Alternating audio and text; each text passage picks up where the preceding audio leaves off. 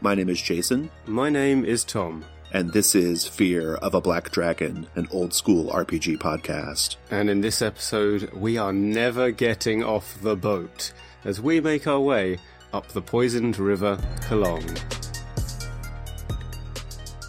Our first segment is the Basic Crawl. Qelong is a 48-page sandbox adventure setting written by Kenneth Hite, published by Lamentations of the Flame Princess, and with art by Jason Rainville and Rich Longmore, and maps and layout by Jez Gordon. It begins with an intro giving background information and orientation to the GM, and a 2-page rumour table, and the background that it fills the GM in on is as follows. 2 elder beings, Lev and Tilia, are fighting an incomprehensible magical war over the once rich land of Sajavedra, and one minor cantrip from this war misfired and fell to earth in the Qelong River Valley, and that thing that fell to earth is the cylinder. The cylinder is leaking Arcom, a magical contaminant that poisons the water and the land. It's caused famine, and the people of the valley have become selfish, inhuman and cruel, and sometimes monstrously so, in a very literal sense. Meanwhile, from the east, a column of ant-like myrmidons is advancing westward, killing and seizing people and using their bodies to lay eggs that hatch into more ant-like warriors. A bunch of greedy Varangian mercenaries have deserted the war and are trying to fill their necromantic lich Garuda. A Garuda is a legendary large bird of Southeast Asia. They're trying to fill that with Arcom, most easily done by feeding it the livers of the river folk that they capture. Also happening is that the ancient guardian demon mother of the land, the Naga Qelong, she's the kind of deity and embodiment of the river itself. She was formerly imprisoned by the stupas and canals that crossed the land, but now she has woken up and is trying to regain her children and is in the process of turning the human people of the valley into snake people. And then the final faction, if you want to call it that is making its presence known, are the Keepers of the Ancient Stupas, an order of monks once sworn to peace and meditation, who have now delved into the past and are following an older, more ancient philosophy, returning to the hyper-order-focused lotus cults of ancient times. From there, the book goes through a number of exploration matters, discussing the weather of Qelong, traveling through Qelong, random encounters, and importantly, details on the Acom poisoning. Acom is the magical plutonium that has leached into the land of the Qelong Valley, causing strange sorcerous pestilences and warped minds. If the PCs ingest too much of it, they'll start to experience its deleterious effects. For one thing, their hands might turn evil. Page 22 through 36 of the text is the bestiary. Highlights here include the avatar of the Naga Qelong, which is a multi-human-headed giant serpent. Each head, incidentally, has different color hair to help you keep track of them, helpfully. Other highlights, the Gajasimha, a magical lion-elephant spirit, the ant-like myrmidons, and various kinds of angry ghost. And then comes the section on encounter areas, the locations where you will meet the inhabitants of the preceding pages. And this is probably the part of the book that the GM will be referring to most of the time in play. And the areas are, in order, the grand port city of Kampong. That's the default entry point to the adventure. There's Xiam, a weird jungle plateau where there used to be a magnificent city, although this is only half a page. It's kind of a minor entry as maybe a gateway to other weirder adventures.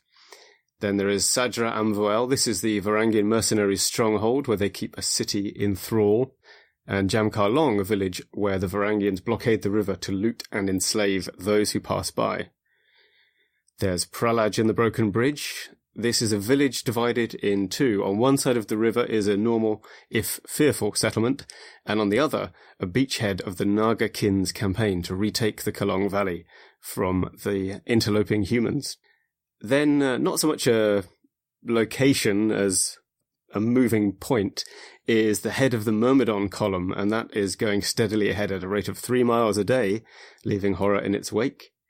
And then there's Thip Kelai. This is a city taken over entirely by the Naga kin, and it's the headquarters of their efforts to bring the Naga fully into the world again. The Mines of the Elephant, far off to the east of the map. This is a legendary source of wealth, now inhabited by a mad dwarf and his gnome slaves. Mandor Siem is the heart of the Lotus Monks order and home to their bilocating leader, Prem, the center of the Lotus. And finally, the Cylinder, which is the source of all this trouble. The Cylinder is basically a huge shell casing that is half buried in the swamp, and it's protected by a magical force field and some supernatural guardians. Well, so let's talk about the things we liked about Qelong. I'll start by saying that one of the things I find really interesting about this book is it has many references to real-world historical incidents, or I should say, it takes certain real-world things like the horrors of war, for example, and sort of recontextualizes them into this fantasy setting. And I really like how it does that. You know, it includes certain things, for example, like landmines, right? Like in this context, there are these like unexploded like magics that are kind of all over the land that might go off on you, right? Refugees are a major theme of the module, and how to, you know, kind of interacting with refugees and things like that. Even like weather things play a big part. You know, things like monsoons are presented in the bestiary, right? Like they're like monstrous things that you can encounter. So I really like that. I like the way it takes like elements from the real world and kind of recontextualizes them, blends them to be this in this fantasy setting. Or like the ants, right? Like the myrmidons. You know, it's a small detail in some sense, like this idea of, you know, voracious, you know, jungle ants that like tear through everything that they, you know, that they go through. And here we have these myrmidons, these men who are infected by such ants, kind of behaving in a similar way. Yeah, that's very cool. And it's also notable is the way that it just recalls things or evokes the setting, which is, it's based on an area of Cambodia, geographically speaking, right? The climate and the plants or whatever. But it's not like it's just fantasy, this part of Cambodia, which I think is really good. It's broader than that and incorporates lots of different influences. It's not like a virtual fantasy tourist guide. Yeah, exactly. Even things like, for example, the magical mists that surround the land, right? Like you get this very evocative picture that reminds you of, you know, every movie about the Vietnam War you've seen, right? Like, you know, just there's lots of like little touches like that. It builds up this image in your mind of something that is both familiar, but also distinct, I think, enough for it not to just be, you know, kind of like lazy, I guess. Yeah, I think it's interesting that, well, it's not interesting, it's slightly predictable, but correct that you mentioned the Vietnam War movies, because that's really what this is exploring. It's Vietnam, and I think particularly the films and books, as so Apocalypse Now, Full Metal Jacket, and then books like The Things They Carried or Going After Cacciato, that kind of stuff. And yeah, that genre, of course, is about, it's often a foreign experience, but not always, like Strangers in a Strange Land. And what this book does really well is create a sense of rising menace as you explore. I think the menace of the Naga kin, the idea that the Naga herself is getting closer and closer to being awake, it's not explicitly called out in the text, but it's something I found when I was running games set here that just naturally emerged. And there's also kind of a pervasive sense of just not really knowing what lies ahead. And not in a kind of, whoa, anything could happen, this is fun way, but rather, like whenever I've played it, the players, at least one of the players, just becomes obsessed with figuring out in advance what's around the next corner of the river. They'll be like doing, can I do like scrying magic? I'm like, yeah, sure, whatever. And they're always trying to figure out what they could encounter next, just because that, yeah, the mist and the forest seems to close in on them. They keep hearing tales of strange things happening in the direction they're going because they keep meeting people coming the other way. And it really has that whole menacing, dreamlike, and ratcheting up the tension that, say, the kind of the 2/3 of the way through stages of Apocalypse Now do, that kind of thing. Yeah, absolutely. I mean, it is that classic scene in Vietnam movies where we see a couple of guys, like you said, strangers in a strange land, on a boat going down a river surrounded by fog and mist, wondering if someone's going to jump out of the foliage and start shooting at them, right? Like it definitely harkens to that. You're right. Other thing I liked about it, the naming conventions and the language that Kenneth uses throughout the text is quite good. That's something that I take really seriously in gaming. One of the things that breaks my immersion in gaming big time is if the names of places and people don't seem to fit one another, I know some more modern role-playing games, particularly a few story game systems like, for example, I know Questlandia does it. They really emphasize like getting very consistent language outcomes. And I like that this book, I mean, you look at the names of the monsters, you look at the names of the NPCs and the locations, and it all feels very, just has a sense of believability that I think would not exist in a lesser product. Yeah, I agree. And actually, I think what's good here is that the easy way to do that is, like when I ran Yunsuin, if I had to name an NPC very quickly, I would just think of an Indonesian word that sort of described them, and I would say it in the knowledge that my players would not understand what it meant. And like Slumbering Ursine Dunes has a bear god called Medved, which is Russian for bear, right? It's pretty on the nose. But I think Ken it feels like he's kind of picked a scheme and then kind of run it through another filter to make it just a bit more alien. And that's pretty good. I mean, not entirely, because Kampong with a K rather than a Q just means village in Malay, but right, so some of them you can detect, but mostly it's got a little remove of fantasy-ness to it, which is good work. Yeah, the last thing that I really enjoyed was, I think the bestiary is quite good for reasons I've already mentioned. Like it incorporates like natural elements into it, sort of acknowledging, the importance of that. I was having a conversation on Discern Realities recently about, it's not out yet, so I don't know when it's coming out, but it's recorded. And we talked about like a pirate-based Dungeon World campaign and how one of the fronts that was used was just a literal storm. There was nothing fantastical about it at all. It was just a storm. And that was the front. And it was very dangerous. And I love that because that would be a major concern, right? If you were a pirate, no matter what the setting, fantastical or otherwise, right? And so I like that this book in its bestiary acknowledges those things by incorporating a lot of those like sort of natural setting details. Another thing it does, which I think is super interesting, is you can actually learn quite a bit about the setting itself just in the monster entries. So for example, there's one monster entry, I think it's just a group of people called armor stealers. Yeah, I like that.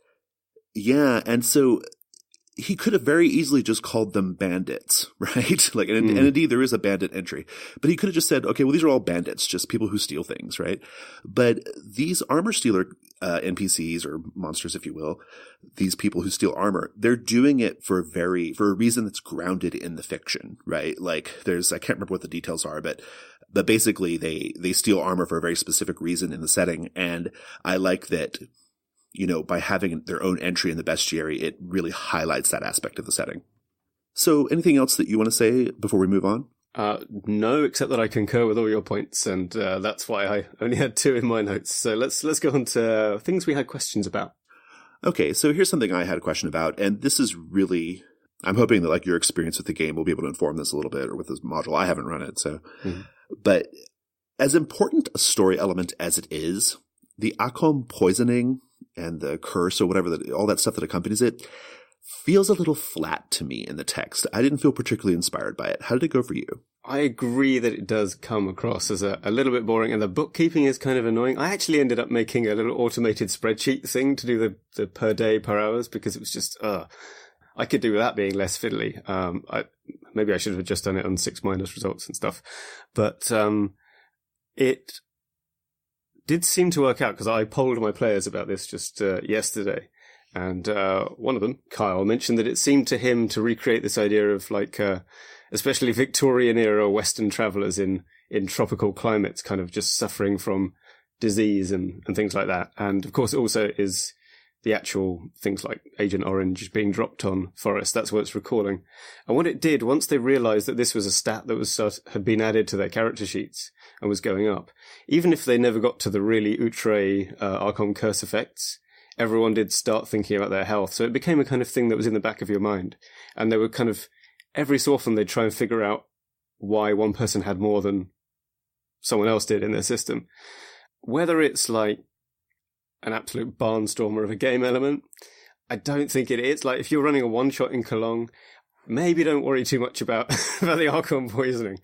But if you are going to spend a bit of time there, then I think it is good to have that very concrete effect that is sitting there as a stat that is kind of dialing up, you know? Yeah.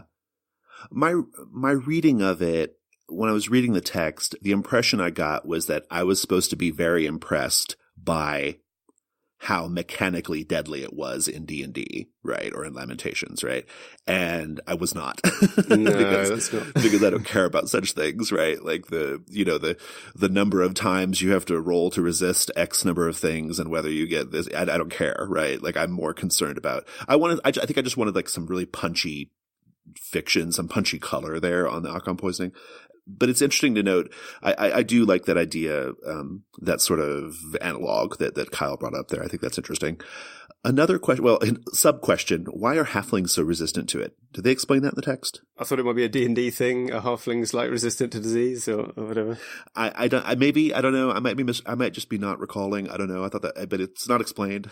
So I wasn't sure what that was about. The other question I had was, the Varangian mercenaries, this sort of Western, like, mercenary group. Yeah. Is that referential to something? It felt familiar in some way, but I couldn't quite pinpoint what it was. Right, it is, but it's not a reference to something, as far as I can tell, it's not a reference to something specifically in Indochina in the 60s. But the Varangians, or Varangians, I probably should have looked that up. They were a real crew. They were sort of Vikings who went east. They actually ruled Kievan Rus at one point, and like what's now Belarus. And they pretty famously ended up forming the Varangian Guard in Byzantium. And that's why all these guys in Qelong have the kind of Roman aesthetics going on, despite all having Norse names. And like a Latin name for their fortress and stuff. Interesting. But as to what they represent in this, I think they're just like a much larger version. Like, as a group, they have done what Kurtz does in Heart of Darkness and Apocalypse Now. So they've kind of turned themselves into that slave-holding potentate. Right, yeah. Awesome. Did you have any questions? Yeah, I kind of do, actually. The book is, I mean, it's not insistent, but it spends quite some time suggesting that the PCs ought to be foreigners to Qelong. What's the downside if I were to ignore that? I think the downside would be that what you expressed earlier about enjoying about the module, this idea of not knowing what's around the corner, not knowing what's around the river bend, right? I think that might be minimized a little bit, because if they're from Qelong and they asked you, as the GM, they said, well, I'm from here. Shouldn't I know what that is? You might have to. That's true. You might not have any good reasons for not telling them, right? Yeah, I suppose maybe the furthest you could go would be to have them be from Kampong, like city dwellers from the coast who hadn't been inland and therefore like acting on incomplete information. But yeah, that's true. You do need that real sense of, discovery and exploration. I think in the intro they call it an exploratory adventure, which is about right. And yeah, I have a sort of technical question as well. So Qelong has lots of unexploded magic in it, the spell bursts and whatnot, which in D&D, well, in the text, it's make a saving throw to avoid it. And I did include them in the 2 games I ran using World of Dungeons, but it's a little unsatisfying, this kind of thing, in PBTA, I think. How would you handle that kind of stuff? I think what I would do is, if I knew they were going to be in an area with one of these unexploded magic things, or there's a possibility of it, I would roll the die of fate, kind of like we talked about last week, or last episode. I would roll the die of fate, and if it was a low result, a 1, I would have it go off and have them immediately dealing with someone being hit by it. If it was like a 2 or 3, or like a 3 or a 4, or something like that, I would probably tell them, oh man, you just stepped on an exploding magic thing. Let's, out of character, how would you try to resist that, or how would you try to avoid it? And then just go with a normal roll. On a 5 or 6, or on a 5, I would say like a 4 or 5, I would probably telegraph it's there and give them a chance to disarm it. On a 6, it might not even be there. Okay, so yeah, I think in probability terms, we probably did a similar thing, because I just used stat-based 2d6 rolls, so 10 plus you avoid it, 7 to 9 you avoid it, but I make a move somewhere else. And, of course, the commonality between that die of fate option and this is that it doesn't replicate the probabilities that you get in a D&D saving throw. Normally, it's probably going to get you, rather than, in this case, you're probably going to escape it. But I found that it's okay. It's the threat that matters more than the likelihood of it happening. That's precisely right. Players don't know the difference, and I don't think it matters. Yeah, exactly. So. The only thing I would add is that in my current World of Dungeons thing, I've imported Blades in the Dark style saving throws, which basically push the harm onto a different track. And I think that works pretty well as well. You just say, you breathe in the poison cloud and die, and there you go. Hang on. And make a saving throw, or a resistance roll, as it would be called in that. Oh, that incorporates like Blade style stress, I guess. Yeah. Oh, got so it. the downside cool. is you have to have a stress track, but that's another fun thing to play with. Let's do the chain lightning round. I'll kick off. I love the illustration in the very beginning of the book of the Naga Qelong. It's very striking. You have to look at it a couple times.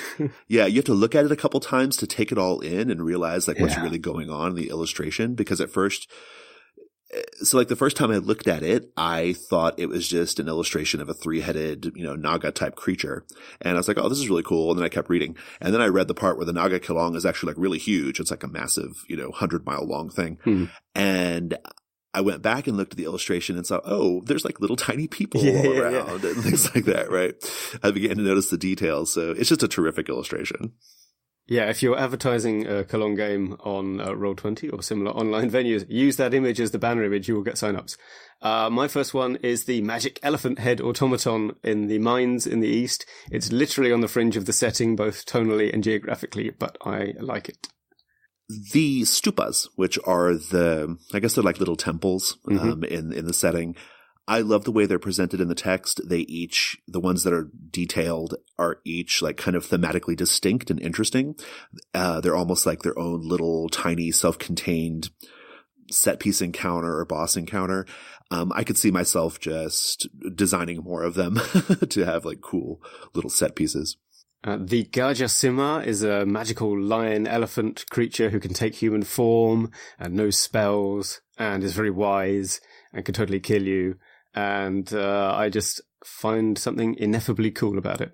One of the ghosts is a woman who died in childbirth, I believe. And this ghost is called the Kamok Praj. And when you encounter this ghost, you also encounter their little vampiric fetus, which is their familiar. It's very ghoulish. I'm just into it. My last one is the player handout map at the back of the book. It's crisp, it's clear, and crucially, it's of Sajavedra before the war. And so things have changed more than somewhat in the intervening time. Let's go to the Expert Delve. It's the Expert Delve. Okay, so Tom, I know you want to talk about how to have a satisfying mini campaign of Qelong, like in just a few sessions, a handful of sessions. What's the inspiration for this conversation? Well, basically that I have run or used Qelong as a setting twice, and in both cases they were very short runs. First time 2 sessions, second time 3 or 4. And I mean, hey, they were good. They were good games, but it's difficult to get everything into view of the players, right? There's sort of all these different places like Mandalseum up to the north, the mines off to the east, the cylinder, the myrmidons. I think I've never had the players actually encounter the mines or the myrmidons. And certainly no one has travelled that far north to actually get to Mandalseum, though they have met the monks. And so there's, obviously it's not necessary to pack absolutely everything in a module into your game, but it's nice to get these different aspects in, especially because they express different sort of thematic parts of the whole. It can't just be a race to the Naga Avatar boss fight, although that is a good boss fight. Awesome. Well, so what are your thoughts here? I mean, as a general matter, I like this. I think that nowadays a lot of people don't have time to do a full 12, 15, 20 sessions to get to wring every drop out of the module or the setting. And so, we've talked about this before. I'm a big fan of like moving forward the really cool things and the important things, just to get straight to it, So I like the premise of this conversation. I mean, it's a good question. How do you get the most out of Qelong in a tighter time frame? So what are your thoughts? Well, I tried to look at two things. First was making it a little bit mission driven, giving the players a destination to get to. Ended up being the same one in both cases, the cylinder. And the other thing was to do as much as I could to get the aesthetics of the setting in, the look and feel of it, as well as, the war-torn countryside thematic stuff that you've mentioned already. So, yeah, the game one, as we'll call it, that was very much a mission. They met the Sunan of Kampong. They sort of demonstrated their prowess by fighting some animated wooden temple guardian statues, which was my way of introing like what the setting looked like to them, as well as the rule system. And then they set off upriver to go and find the cylinder and make the problem go away. And then in game two, this was at the end of a longish, for me, campaign, so about 10, 12 sessions in, they arrived in Qelong, and they were seeking pirate treasure, which conveniently was buried next to the cylinder, right? And so they had this pirate guy with them going, well, this didn't look like this when I was here last time. And I do wonder, like, what if I'd buried the treasure near the elephant mine or Mandorciem? That would have been quite a different experience. So that's one thing to do, is just to give them the classic, pick a destination on the map and make that where they're going.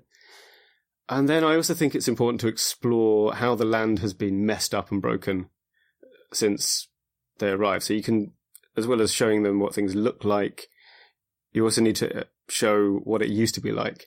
So the refugee encounters, which there are loads of in the random encounter tables, they help a lot.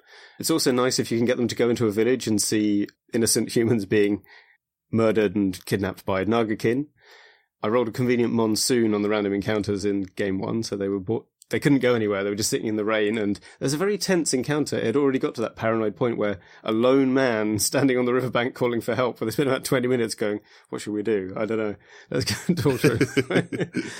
And and the refugees especially, but there are other ways, bring news from afar of things the PCs might never see. So monks, the myrmidons, refugees. If you've got a ranger, you can talk to elephants. We did that.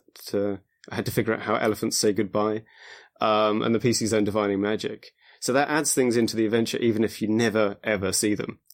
And I do have an example of this. At one point, the PCs met some refugees who were fleeing a village that had been destroyed by the Lotus monks. And they knew from what they'd heard there that the stupas were very important to the monks. They didn't know why. So even though they never saw one, when they needed to take shelter in a ruined stupa during a rainstorm, they kept thinking about these weird, murderous monks and kind of talking about, what do you think they're looking for in here? Like, do you think they'll come here? That kind of stuff. So that's a way to make it real, even if the element itself never shows up in the flesh. Yeah, I think so much of that's a really great point that you just made about like introducing elements of the setting, even if they're not going to interact with them or they don't have a chance to interact with them. I think anytime you can add that kind of texture into a session, it makes the world feel like it was already there when you arrived, right? Like it didn't just like materialize out of whole cloth, right? I do that a lot in the games I run, in Powered by the Apocalypse games I run, because Powered by the Apocalypse, one of the criticisms that people have of it who don't enjoy Powered by the Apocalypse games is that because it's so player generated, there's a sense that the setting is not moored in anything. Like it's just sort of materialized at the table. And so it has no heft or weight to it, right? That's a common criticism of PBTA games. I do several things in play to add that texture, to add that background, that history, that's, the setting elements. I have done the rumor thing, like where I have introduced just things going on in the setting that the party or the players may never get to, right?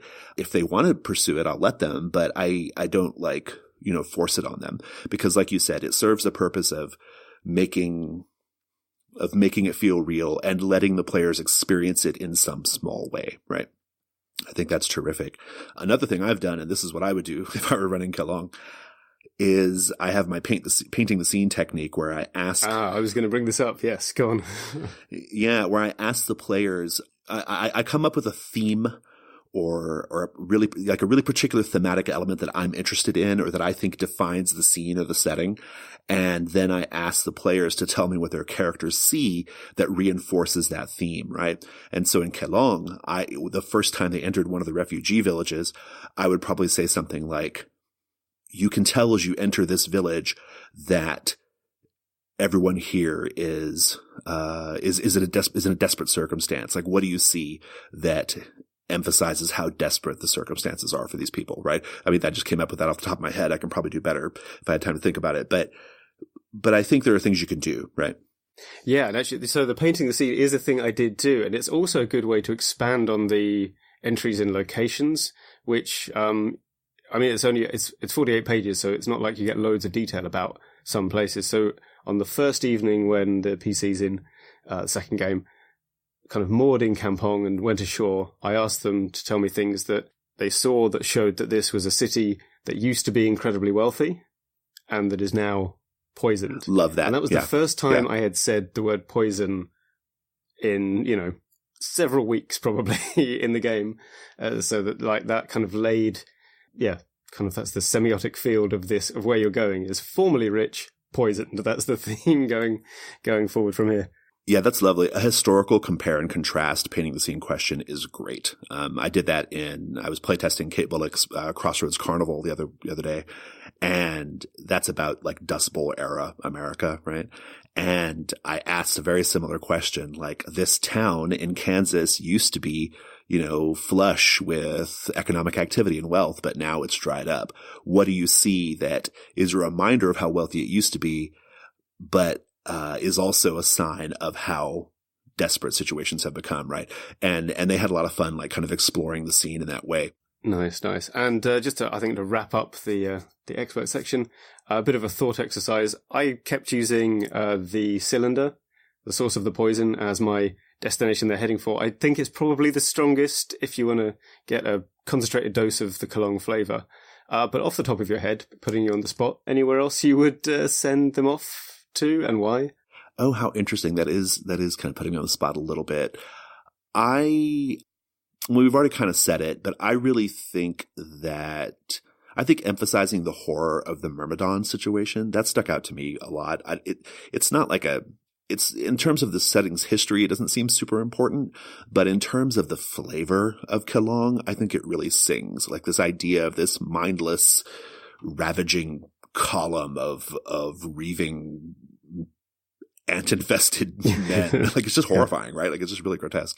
Also, I think I honestly think that, like, to me, what's going to have the big emotional wallop in Qelong, if you do it right, I think it's got to be the refugee situation and, like, just what the common people in this area are experiencing as a result of this magical mishap that happened in this war, right? I mean, just the sort of weird juxtaposition of that, of like, to the gods, this was just a minor thing, but these people are suffering greatly because of it. I'm going to talk about this a little bit in the companion adventures, but I think those are the things I would want to emphasize. Yeah, I mean, it's kind of impressive how relentless the refugees are in this. Like, they're all over the encounter tables. You meet them as you go up the river.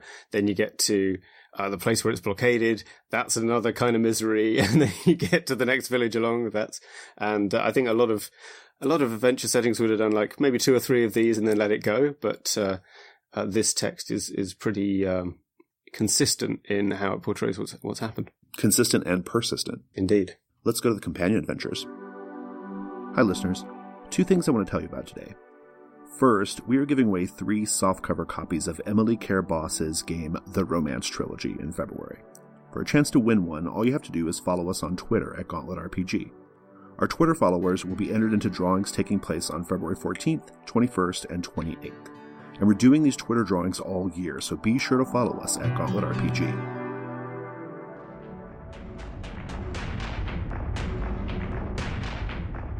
The second thing I want to tell you about is the new issue of Codex. It's called Codex Blood 2, and it will be in our Patreon feed through February. It is the best issue of Codex yet. Here's what's inside. Dia de los Muertos, which are procedures for a 4-session gaming event involving the final girl and Cheat Your Own Adventure.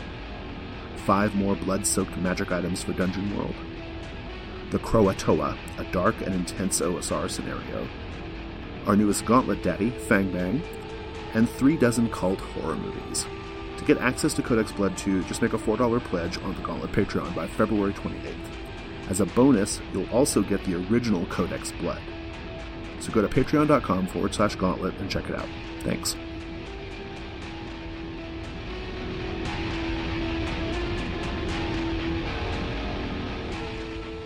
It's the Companion Adventures. Mine are all films. Yay. So let's tear through our film stuff first. My first recommendation is going to be the 1972 film Aguirre, The Wrath of God. Have you seen that one? I have only seen part of it that I had to watch in a film studies class, but it's quite a film. That's the exact place where you watch Aguirre, The Wrath of God, is in a film studies class. It's a 1972 West German film by Werner Herzog. It was one of the first, if not the first, of his collaborations with the actor Klaus Kinski. In terms of the historical setting, it's not the same as Qelong. It's about conquistadors in South America, but I'm choosing it as a companion adventure because it's in a time period that's pretty close to the Lamentations time period. I think Lamentations is a little further down the road, but it's pretty close in terms of that. It's about these Western people traveling through this jungle and along this river. It's harrowing. I mean, the film is not easy to watch. And I think if I'm not mistaken, it was the inspiration, or at least in part, it was inspiration for Apocalypse Now. And so, in terms of like just its vibe and visuals, right? And so, I think Aguirre, The Wrath of God is a great choice for this stranger in a strange land, harrowing jungle river journey. Nice. Yeah, my film submission is. Let's just take as read everything. Yeah. So, hang on. Let's run through them quickly. Deer Hunter, Platoon, Apocalypse Now, Full Metal Jacket, not necessarily in that order. But my submission is The Good, the Bad, and the Ugly from 1966, in which adventurers with sketchy backstory, one of them doesn't even have a name, look for some treasure in the middle of a hellish war, and there's a big set piece involving soldiers and a bridge. So I think you could see the parallels with Qelong already. A lot of people forget that it is kind of a war film because it's about all that behind the lines roguery, but that's exactly what it is. So in terms of fancy, like high budget set pieces, it'll be a good inspiration, I think, but also inspiration for capers amidst misery. My other suggestion, it's a two-part suggestion, I guess. I wanted to suggest films that show the plight of refugees as a way of getting into the right emotional space, I guess, to deal with that theme in the module. I've chosen a fictional film and then a documentary. And because of some of my professional work, there's like a million things I wanted to pick from. I've been narrowing it down. I decided to go with things that are more immediate and relatable and accessible. And so, because a lot of like, humanitarian docs are not easy to get your hands on, right? But for my fictional bit, I'm going to suggest Children of Men, from 2006. That it's a terrific film just as a general matter, but I think it does a really good job of showing a group of refugees in a really sort of apocalyptic situation, right? It's a dystopian film about people who can no longer, like humanity can no longer have babies, right? Yeah. And but it's a refugee film, and the reason why I've chosen it is because it's in a Western setting. It takes place in the UK, and I think because of that, it has a bit of relatability. That, for the vast majority of people listening to the show, that is, it's going to have like a level of relatability that I think the themes and the emotional toll of it will hit harder. It did for me. And my other refugee film suggestion, this is actually one that is not even out yet. It won't be out until sometime in mid-February. But again, because of some professional groups I belong to, I've seen great big chunks of it. And it's called Human Flow. And it was put together by the Chinese artist Ai Weiwei.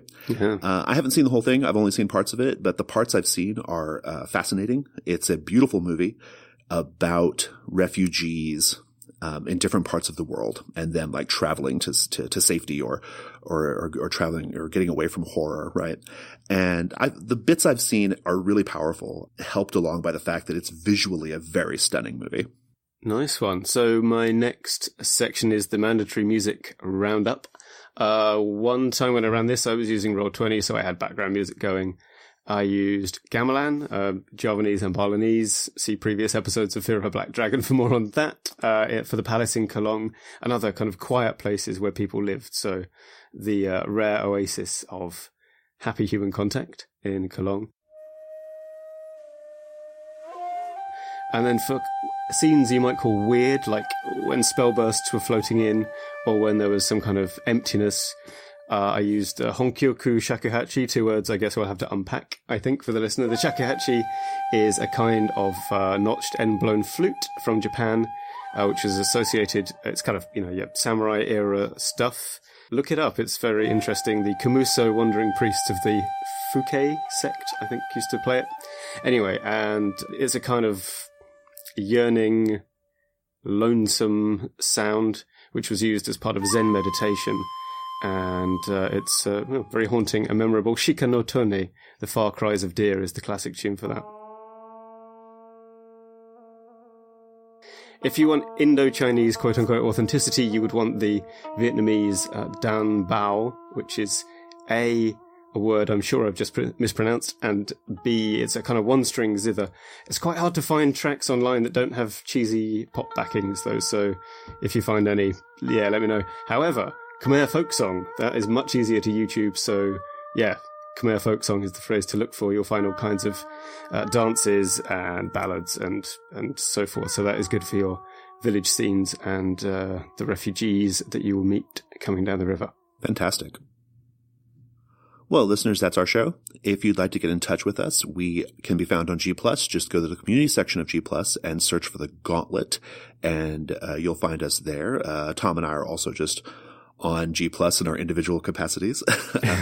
So find us there if you wish.